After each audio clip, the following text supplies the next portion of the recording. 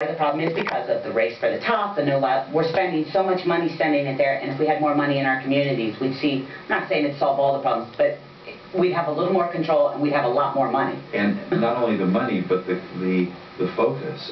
When there's a problem in education, people tend to say, well, let's look to Washington to solve this. Well, Washington, they're too far away. That's exactly right. They're too and far. So we've got to take the focus off Washington, D.C., put the focus back on students, parents, teachers, local control of our education system. Balanced budgets. Do you vote for the, how do I want to phrase this? Usually when they bring the, what they want to put the budgets in, how was your vote on those? Did you vote for them, against them? Well, it depended on the budget, quite honestly. Okay. And the budget itself does not have the force of law.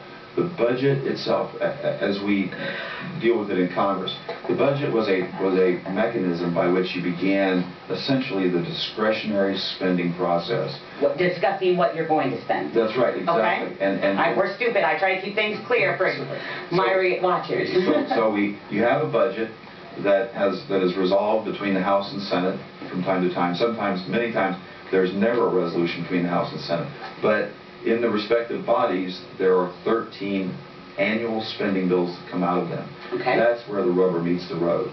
And so my philosophy was, if there was not something completely egregious in the bill and the committees were cutting spending, I would generally support that, because you have to start somewhere. You have to cut spending. Do you think, I don't know if you want to answer this, would you have voted for the first bailout, do you think?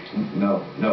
You mean the first banking bailout? Yeah, under Bush, because some Republicans voted under Bush, yes. Yeah. And then under Obama, no. So it doesn't look good for the Republican Party. It looks like you just didn't like this current president. That's right. And no, the first banking bailout, once again, I don't believe that there's constitutional authority to do it. But secondly, it sets a terrible precedent, which we keep doing. That's right, with General Motors eventually, Chrysler, in that we're going to separate this one class of businesses, this one industry potentially, and say, okay, this particular business is too big to fail. But my business isn't. That's exactly right. And so it sets a terrible precedent for spending, for priorities, and more importantly, constitutionality. Where the American government doesn't need to own a car company. That's exactly right. It's not in it. I heard actually, ironically, through all the bailouts, they own a mall now. I read an article somewhere that says because of all this, they own a mall. So I can understand that. I can't Scary? believe it, but I can understand it. That's possible. Okay, so you have a great constitutional voting record. You do you read? That's the other issue that comes up a lot. Do you read every bill that comes on your plate? Well, I'm unable to read every line of every bill that comes before me. That's why I hire brilliant staff to help me. There is a whole cadre of experts in Congress that help members to understand what's in legislation, and then those parts, and that staff understands each individual member. What will John have a problem with in this bill? What will he especially like in this bill? And so we talk about those issues, and then we delve into more detail. What does that mean? And because it's something on the health care bill, though, if you had no time for you or your staff, even if you were for it, you'd be against it as a conservative. Would you vote no if you had no time to read something? If I have no time, and that happened rarely in 12 years that I was there, but from time to time, I was not able to read a bill, and we were not able to digest the bill, and so that bill got my no. So if you don't have the time to read it and understand it and know what's in there, you would vote no, not just hear the Republican down the street says, oh, it's fine, John, go ahead and vote for it. No.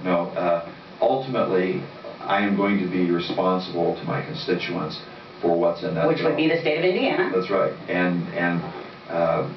And so I'm going to have to explain to them a yes vote.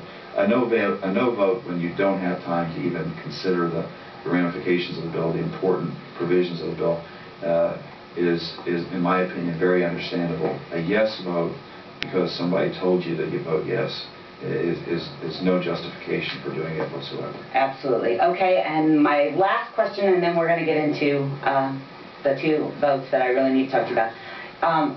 Campaign for Liberty has sponsored a bill with Ron Paul has wrote, and we have many, many co-sponsors. It's Audit the Fed. In the Senate, it's 604. Would you be willing, if you won the Senate race, would you be a co-sponsor of Audit the Fed and see the Federal Reserve audited? Definitely. The first step to clarifying our monetary policy in America is auditing the Federal Reserve. At that point, we can begin, when we understand what the Federal Reserve is doing, and we become very concerned because I think that's what will happen because we don't know. We've talked about the Fed on this show quite a few times. They're very secretive. We don't get to see anything, and all we're asking for is an audit. And they seem very concerned, and that makes you even more concerned when somebody doesn't want you to know what they're doing. Exactly. Like whenever you were a child and your mother heard something going on in the bedroom, and you walked out and closed the door and said, "She doesn't really need to look in there at this time. This is exactly what's going on with the Federal Reserve." And so we need to find out what's going on.